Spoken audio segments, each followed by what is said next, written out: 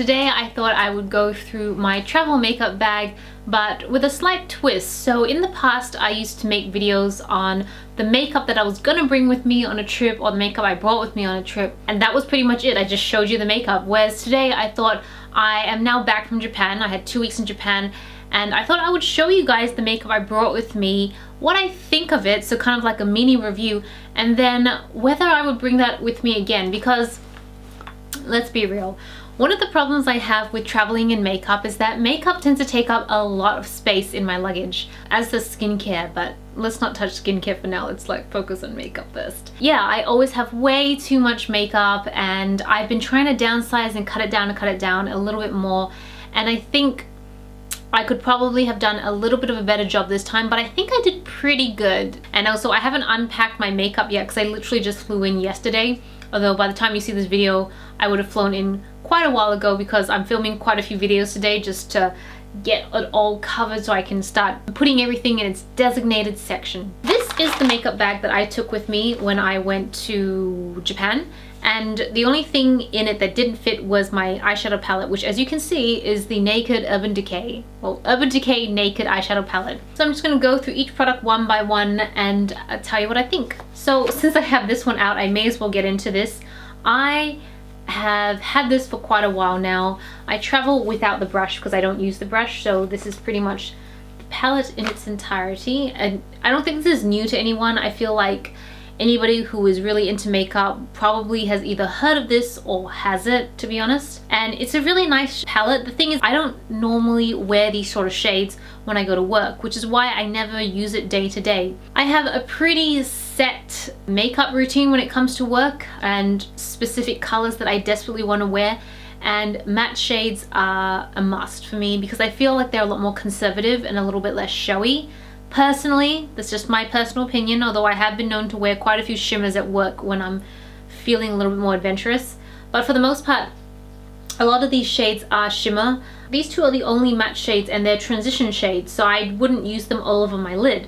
Whereas I typically like to use a bit more of a peachy shade for my lid, and so there's nothing in it that has that, so that's why I don't use this day to day. But for a holiday, I felt this was really good, covered all my bases. I could go very daytime into night. I think for my next trip, which is quite a bit later this year, there's a good chance I may bring this, but the only downside I find is that it is big. If you're traveling with just carry-on, for example, so you only have 7 kilos, you don't have much space, this takes up quite a bit of space.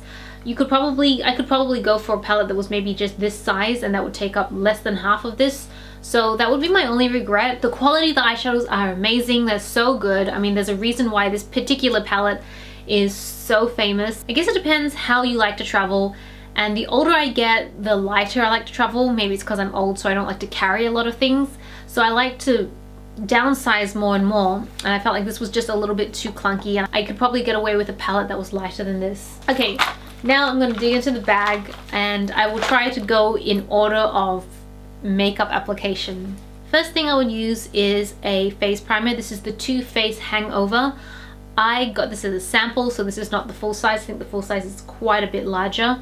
Personally, for me, I didn't feel like this did anything for my face. It smelled really nice because it's got a lot of coconut water in it, so when I put it on in the morning, it was just a really nice smell. And honestly, I brought this along to use mostly to use up, not because I loved it. As I said, I didn't notice if it did anything, so personally, I haven't had the most success when it comes to face primers. I use them on and off because I have them and I want to use them up, but I don't know whether I'm using them wrong or something, but I haven't really noticed that it increases the longevity of my makeup overall, so I'm inclined to probably not bring a face primer next time. This is the Lancome Teint Visionnaire. It's in the lightest shade 005. It comes with a mirror at the top and then some concealer slash corrector. I think it's corrector. It comes with the corrector here. And then if you pull the lid off, it is a pump foundation. Now I actually really like this foundation, but I don't know if I like it enough to repurchase it once I finish it up. Even though this is pretty heavy, I was glad I brought it because I feel like bringing a trusted foundation with you on a trip is probably one of the most important things to do. Like, you can kind of fluff about with lipstick, blush, eyeshadow, all those other things, but if your foundation isn't something that you really love, then I feel like your bases are not even covered. No pun intended, but it's true. I feel like if I've got a solid foundation, then the rest of my makeup will just work itself out. So I don't regret bringing such a heavy bottle. I mean, if I had a lighter one, that would be great, but I love the Tarte Visionaire Lancome foundation. Don't know if I would repurchase this though. To be honest, I rarely ever use the corrector up here. I may have used it to sharpen up my eyebrows or my lipstick or something like that, but I don't really use corrector on the daily basis. Maybe I should, I don't know. But I didn't feel the need to use it, so this extra bit probably was wasted for me. My next step is usually an eye brightener. So this one is Bobbi Brown Tinted Eye Brightener in Light Bisque. Love this. I would bring this all the time. I feel like brighteners, because I don't really use concealers under my eyes, I tend to like using brighteners instead. Just kind of reflects the light. It just brightens up the under eye area, as the name would suggest. So no regrets. Love this product. I would definitely buy it again when it runs out, but it has lasted a really good while. I've used this consistently for probably half a year and it's still going strong, so cool. Okay, so depending on what part of the trip I was, some parts I would use this, some parts I wouldn't. Early on I did. This is MAC Prep and Prime. It is basically a transparent finishing powder. It's all white, and I would use this to bake my under eyes after I put the brightener down. And I really love baking my concealer or brightener, as it were, because it smooths out this area, so it just feels so incredibly soft and smooth, and it prevents my brightener or concealer from creasing and clumping, in kind of like sinking into my fine lines. So I think it's great. The only problem is it can sometimes make my under eyes look dry, so I think it's kind of like a fine line. I think if you can get it to bake without making it too dry looking, that's probably good. And I think that comes down to how long you leave the powder on to bake. I can sometimes leave it for too long because I'll do my face and then I'll do my eyes, and I was wearing lashes at some point, so that would take even longer, and then by the time I sweep the powder off, it's like heavily baked in. And then other times I would probably sweep it off after a few minutes and it was quite good. So I think timing is really important when it comes to baking. Would I bring this? I would probably bring this again if I was intending to bake my under eyes, because it did a good job. I then have my face powder. This is the Rimmel Stay Matte. No regrets whatsoever. I love this powder. It is probably one of my favorite powders of all time. It's in Peach Glow and I will continue to use it forever and ever. Okay, so I brought a couple of face-like products. So this one is a NARS palette. It has the Orgasm blush and Albatross highlighter. I'm glad I brought this because it's very slim, it packs really easily, and it has both a blush and highlighter for me. I will say that Albatross is probably not my favorite highlighter. I find it a bit too, I don't know how to explain this. I prefer a highlighter that is not pigmented but is very reflective. Whereas I felt like Albatross was not only reflective, but it was very pigmented. So when I applied my blush, Orgasm, it would kind of cover up the blush, so it would be kind of like peachy and then white. So that was really, I wasn't a fan of that. But I would probably still keep using this palette till it's finished because I'm like that. Orgasm, no issues. It's a nice pink corally blush, and I love me some pink corally blushes.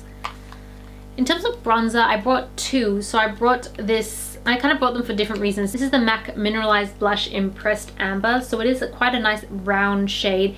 It is a little bit warm, which is probably not the best for my particular shade. I feel like warm colors don't suit me as well as cool tones does. But this is really more for just warming up the skin. I didn't really use this, so I think in the future I'm just not going to bother bringing this. I don't really use bronzers that much because I tend to like to have a lighter complexion than a more tanned complexion. So I feel like I use bronzers more for contouring, but I have found this product is a lot better for contouring because it's cool tone. So this one is Kevyn Aucoin in the Sculpting Powder in Light, and as you can see, it's like almost a taupey shade, and I felt like this contoured a lot better than a traditional bronzer would. And since I only use bronzers for contouring, I don't really see the need to bring one if I'm gonna have this. That said, I don't really think I need to contour when I'm on holiday. I started doing it at the start of the trip, and then as I got progressively lazier, I just stopped contouring. And when I think about it, I don't really contour that often. I will sometimes contour if I'm doing a video like I'm not actually contoured now, but sometimes when I do a sit down video like this, I will try contouring because I feel like putting in the effort. Or if I'm doing like a bigger photo shoot or something like that. For the most part, I'm almost preferring a more natural look over the contoured look at the moment. So if I was to bring a bronzer or a powder to contour, I would probably just bring this, and I love that it's just itty bitty and tiny, so I don't need to bring like a massive bronzer, and I'd leave this one at home. So now on to the eyes. The first thing I would do is prime my eyes, and this is Stila One Step Primecolor in Kitten. So this is a shimmery eye primer, and I had never used this one before because I usually use my Too Faced Shadow Insurance, and I have that downstairs. But it's kind of in its last leg. There's very little product in it left, so I was worried that whilst in Japan I would actually run out. So I decided to just bring a new bottle of this. I had this sitting in my makeup drawer for a long time, so I thought I would use it, and I really like it. I was worried at first when it came out because it does have a sort of shimmery consistency to it, but once you blend it out over the eye, you don't even really notice it. It's just completely gone. There is maybe a light shimmer, but once you pat down some matte eyeshadows, it's completely gone. And it prevented my eyeshadow from creasing all day, so I would say I would definitely bring, maybe not this because I think I will hopefully try and use it up before the next trip, but an eye primer for me is very essential because eyeshadow just creases like crazy. My eye, like, despite having eczema just around here, my eyelids themselves are very oily, so I do need a primer. Okay, then you saw the eyeshadow I use, which is the Urban Decay Naked Palette. Then I would line my eyes. So I brought two liners because I don't really like this liner. This one is from Estee Lauder in the Double Wear Stay in Place Gel Eyeliner in Stay Onyx. It is a black gel liner, and I'm a big fan of gel liners. I tend to use gel liners exclusively nowadays. It just works better for me. I just feel like they go on a lot smoother and more pigmented. Unfortunately, this particular one is not very pigmented. It goes on really well. It's super creamy. I love it. And it's great at just shaping up the area for me, but I find that it's not dark enough unless I put it on, wait for it to dry, then put it on again. Then it's pretty dark. Then straight away I'll go in with this liquid liner from The Body Shop, the Skinny Thin Felt Eyeliner. It's a liquid liner, so I usually put this on and then I'll go over it again, mostly just the area around my lashes, not so much the flicks, with the liquid liner. And the thing is, I love how deep and pigmented liquid liners are, and I love that sort of shiny finish it gives you. It's just it's very chic to me, so I love doing that, except I can't just go in with liquid liner like this. I can't get the shapes right. I don't know, I kind of need a pattern to follow, which is why I go with gel first, because I'm very comfortable and confident with an angled brush, but I'm not confident with this sort of brush anymore, this sort of pointed brush. So that's why I bring both. I use both, and I'm probably going to keep bringing both. After that is mascara. I have been using the Lancome Hypnose Precious Cells. This one is an interesting mascara. Generally, I'm a really big fan of Lancome Hypnose, as you may know. I don't know if I mentioned that enough, but I think I like the original formula better. I don't really know if this formula is any different. The brush definitely is not as curvy or thick. I mean, I even like the Grandiosos one better than this because I felt like this more just creates very thin, fluttery lashes, which is not a bad thing. That might be what you're going for. For me, I prefer much thicker, fluttery lashes, so I am going to use this one up. Unfortunately, I think I have two more of these because I bought that pack of 3 that you usually get at airports, so I'm going to use them all up. But I think for the next trip, I'm just going to bring something a little bit more voluminous. So the next product is a lip liner. This is MAC in Whirl. I will always bring a lip liner because I feel like they are essential for me. I feel like I always need a lip liner to just outline the lines first before I go in with a lipstick or liquid lipstick. I just feel more confident when I have the liner in place, so definitely would bring this. And I find that the MAC lip pencils are actually quite good. I don't have any issue with them. I mean, it sucks that you do have to sharpen them. They're not self-sharpening, but I am comfortable bringing a little pencil sharpener with me, so that is all good. So this is the area I really need to curl back because it's a little crazy. I brought 5 different lip products and I only used a couple of them, and then towards the end of the trip I was pretty much not using any of them because I was just settling for lip balm instead. So first one is in Lancome. It is the Color Fever Dewy Shine in 101. And it is in my most favorite shade, which is kind of like a mauvey rose shade. I love this sort of color, and this is probably the one I ended up using the most in the end because I'm comfortable with the shade. It was quite, it's not a moisturizing lipstick, but it felt quite moisturizing on the lips, if that makes sense. So yeah, I would probably bring just this one next time, unless I was doing like particular photo shoots or looks or anything when I travel. If I'm just traveling, I think this is more than enough. I really don't need to bring the rest. Although I'm not sure sometimes when I think about it, because liquid lipsticks make travel so easy, especially if it's a good quality liquid lipstick. It just mattifies your lips, but it means that like if it's windy and my hair is blowing in my face, it doesn't get stuck to my lipstick, whereas unfortunately it does get stuck to this. So I'm going to take that back. I'm probably going to take lipstick, and I'll take one liquid lipstick in a similar shade. So I don't think I brought one in a similar shade. I bought 3 liquid lipsticks, and I brought one more lipstick. This is MAC in Hug Me. It is a kind of a nude shade. Probably won't bring this because I didn't use it, and really the difference between this and the Lancome lipstick is so minimal, I don't think anyone would have noticed. So the 3 liquid lipsticks I brought is one from Jeffree Star. It's this red one, which I never used because I am not bold enough to walk out the house with super red lips. Kudos if you are. I wish I had that sort of boldness. And then I have the Stila Stay All Day liquid lipstick in Dulce. And then I have the Kylie Jenner matte liquid lipstick in Cocoa K. So, this is the dilemma I had. The Stila liquid lipstick for me is not the best because it tends to like crumble off during the day, and who wants that? Like, how do you reapply liquid lipstick once it starts to crack and crumble? It just gets really cakey if you just keep applying layer upon layer. So you have to take it all off, which can be a little painful if you don't have makeup remover. But I wouldn't have makeup remover because I'm out shopping or sightseeing. So that really sucked. And the problem with the Kylie Cosmetic liquid lipstick is that I find this super, super drying.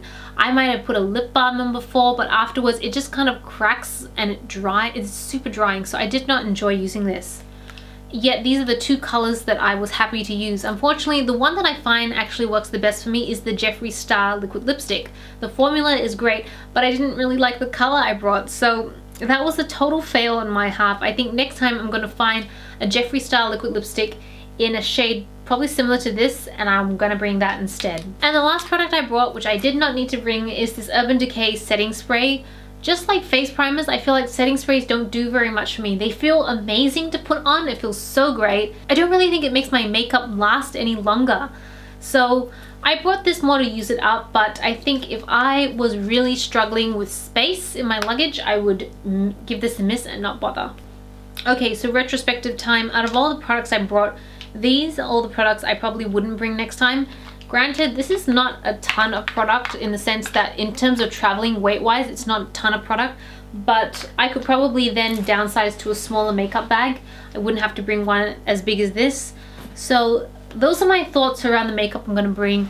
I think I might do another one of these for my next trip so you can see how much more downsized I am. Hopefully I'm downsized more. Anyways, I hope you enjoyed today's video. Thank you so much for watching. This is Celina reporting from my room. Back to you, internet.